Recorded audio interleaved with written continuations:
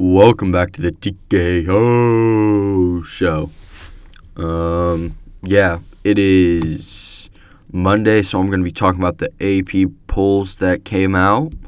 They came out yesterday. I took a quick look at them before I started recording, but not much, so let's get right into it.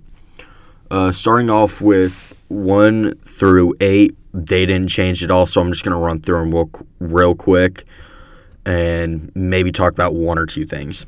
1 is Georgia, 2 is Michigan, 3 is Ohio State, 4 is Florida State, 5 is Washington, Oregon is 6, Texas is 7, Bama is 8. So just a couple things, or really just one thing in there is Washington and Florida State. I think, and I've thought this for a while, but I think that Washington should be 4 and Florida State should be 5. And I would have expected this to be the week where Florida jumped Florida State, especially with Florida State coming off of a 7-point win over Miami, as Washington is coming off of a 7-point win against Utah, who is ranked 13th, or was ranked 13th at the time. That's definitely a game that you would expect Washington to jump Florida State, especially with Miami not really being a great team this season. No, I'm not saying that Miami is bad, but they're not ranked at all, let alone 13th. So I definitely think that Washington should have jumped Florida State and they just flip-flopped. But after that, that's really all that I have for the top 8. Moving on to number 9, and what I predicted last week as a team moving into the top 10 after moving up 2 spots after beating Virginia 31-24 is Louisville. Love to see them this high in the top 25. They're balling out this season. They're 9-1. I wouldn't be surprised to see them a little higher by the end of the season. I honestly think that they'll get top 6 by the end of the season. They play Miami next week. They'll probably win that one. But moving on to number 10, moving up 2 spots, beating Stanford 62-17 is Oregon State. Honestly, haven't really seen much from Oregon State. I know that they're a good team this year, and I've been with them all year saying that they're a good team, but they're definitely going to drop next week, as they are playing Washington. So if they are able to beat Washington, they should definitely jump into the top, or should jump higher into the top 10. I think they should jump to 6, honestly, if you're beating the 5th team in the nation. But yeah, they're a good team. They had a great, tremendous win against Stanford. So yeah, moving on to 11, moving up 5 spots after destroying Tennessee 36-7 is Missouri. Honestly, I've been starting to check Missouri out a little bit over the past couple of weeks. They're playing good. Their quarterback, I can't remember his name off the top of my head, but he is balling out. I believe their quarterback's name is Brady Cook is balling out. He has 2,700 yards with 17 touchdowns. Dude's playing well and is very accurate. I think he can play in the NFL, but I don't know. Moving on to number 12, moving down 3 spots after their loss 24-15 to Michigan. They're moving down 3 spots is Penn State. Not much to say on Penn State here. They're a good team. They're just, I don't ever expect them to beat Ohio State or Michigan. Especially at this point when both teams are top 4 in the nation and having amazing programs, and the fact that Michigan was all jacked up because because Harbaugh got suspended, and they basically dedicated the game to Harbaugh. There's no way that Penn State really didn't have a chance in that. But yeah. Moving on to number 13, moving down 3 spots after getting destroyed by Georgia, 52-17, is Ole Miss.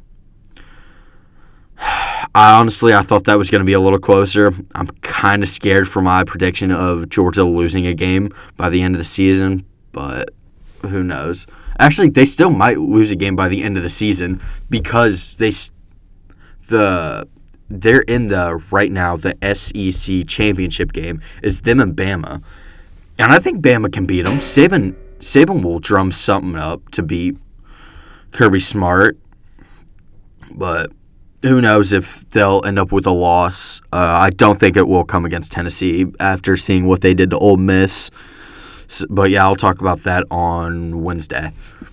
But, yeah, moving on to 14, moving up 3 spots after beating West Virginia 59-20 is Oklahoma. Not much really to say on them, honestly. They're playing good. Daniel Gabriel's playing good. So, yeah. Moving on to number 15, moving up 3 spots after beating Florida 52-35 is LSU. Yeah, I haven't watched much of LSU recently in the past couple of weeks. I know that they still have one of the worst defenses that I've seen in a long time, but have an amazing offense.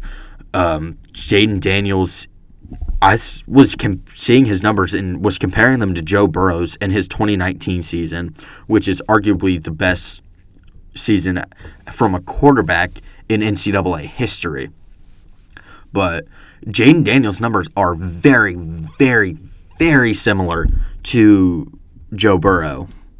So I'm not saying that he's as good as Joe Burrow, but come on now. He has a lot less talent than Joe Burrow did around him and is putting up the same numbers.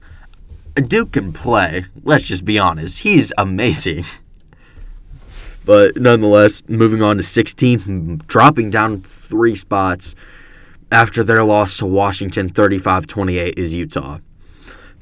Their defense couldn't overcome Washington's offense. I will give it to Utah's offense. They're a little short-handed, and they were still able to put 28 points against the 5th best team in the nation and came very close to beating them. If they didn't throw that pick or that interception at the end of the game, Utah could have possibly drove down the field and won that game. But, yeah, Utah faces Arizona next week. Moving on to 17 is Tulane, moving up 3 spots after beating Tulsa 24-22. Not much to say on them. Moving up 3 spots at number 18 after beating UConn 44-16 is JMU, James Madison University. They're 10-0 and 18th in the nation. They should be a lot higher. I think that they should be 6th, mainly because they're undefeated and I feel like undefeated teams should be priority. But yeah, moving on to 19, moving up 4 spots is Arizona, beating Colorado 34-31. Their kicker won them that game, last-second field goal. They play Utah next week, but yeah, not much to say on that one. Moving up 2 spots after a bye week, you all know how I feel about that. I don't think teams on bye week should move up or down. I think they should be jumped by other teams, but I think they should just stay the same. But nonetheless, moving up 2 spots at number 20 is Notre Dame. They play Wake Forest. Number 21, moving down 7 spots after their loss to Missouri, is Tennessee. Talked about that up in the Missouri game or Missouri ranking. They play Georgia next week. 22, moving up 2 spots, is North Carolina. They beat Duke 47-45. Those are always fun games. I forgot that game was going on. I was not able to watch it. I might go back and watch that, though, because the score definitely makes it seem like it was a fun game, and those are usually fun to watch. But nonetheless, North Carolina plays Clemson next week. 23, moving into the rankings is Kansas State after their blowout win against Baylor, 59-25. They play Kansas next week, who is no longer in the rankings. Moving on to 24, dropping down 9 spots after their after getting destroyed by UCF 45 to 3. After coming off of a win against Oklahoma, the last Belden game ever, you get blown out by UCF. Now, I understand UCF almost beat Oklahoma, but come on now. You can't really be letting that happen. But nonetheless, they play Houston next week, and wrapping up the top 25 at number 25, staying the same, an undefeated team, is Liberty after their win against Old Dominion. They were 38-10. Beaten Old Dominion 38-10. Sorry. They play UMass next week. But yeah, that's all I have for you today. See you next time. Peace.